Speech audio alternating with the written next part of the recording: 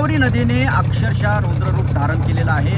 गोदावरी नदीच्या पुरामुळे अनेक गावाचा संपर्क तुटलेला आहे। आपण सध्या आहोत नांदेड तालुक्यातील राहे या गावी राहेगाव या गावी आहोत आणि आपल्यासोबत या भागाचे आमदार आनंद पाटील गोंडारकर आहेत।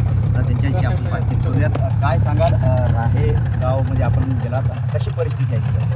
परिस्थिती अतिशय भयानक आहे। गेल्या काही दिवसापासून जोराचा पाऊस आपल्या भागात होतोय।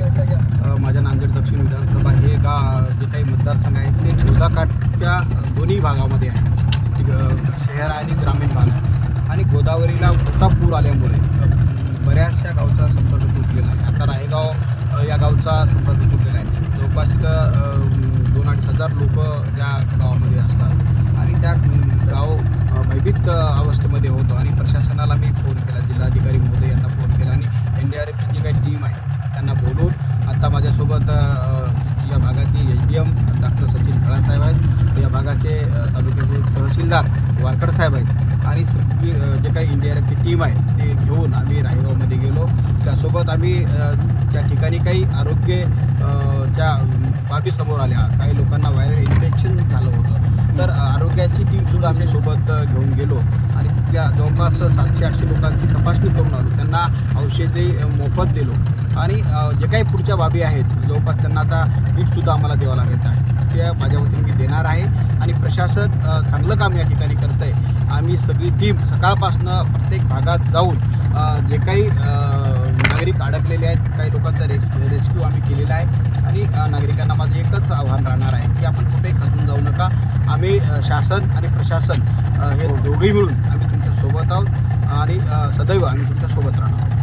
निश्चितच हे आमदार आनंद गोंडारकर होते, आपल्यासोबत सर आहेत, त्यांच्याशी आपण बातचीत करूयात। काय सांगाल, कशा पद्धतीनं किती गावाचा संपर्क तुटलेला आहे, कशा पद्धतीनं या ठिकाणी रेस्क्यू ऑपरेशन राबवण्यात येत आहे, काय परिस्थिती आहे?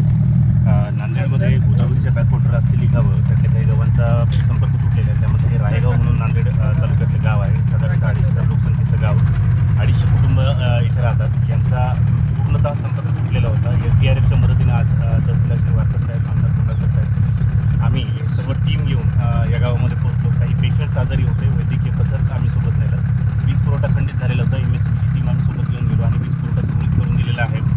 आणि गावातील नागरिकांना सोबत प्रशासन सतत संपर्कामध्ये आहे। फक्त नागरिकांना यामध्ये आव्हान असं आहे की कुठल्याही प्रकारचं धाडस करून पाण्याची पातळी जास्त असताना पाणी उलटण्याचा प्रयत्न करू शकत झालं नाही। सर्वांनी सतर्क राहावं, प्रशासनसुद्धा आपल्या सेवेसाठी सतर्क आहे। निश्चितच नांदेड तालुक्यातील राहेगाव हे गाव होतं आणि संपूर्ण गावाला गोदावरी नदीच्या पुराने वेढा घातलेला आहे। त्या गावामध्ये मदत कार्य प्रशासनाच्या वतीने पोहोचण्यात आलेलं आहे एकंदरीत, आणि गावकऱ्यांनी देखील खबरदारी घ्यावी, काळजी घ्यावी, कुठेही पुरातून जाण्याचं धाडस करू नये असं आवाहन प्रशासनाच्या वतीने करण्यात आलेलं आहे। संजय सूर्यवंशी, साम TV न्यूज, राहेगाव, नांदेड।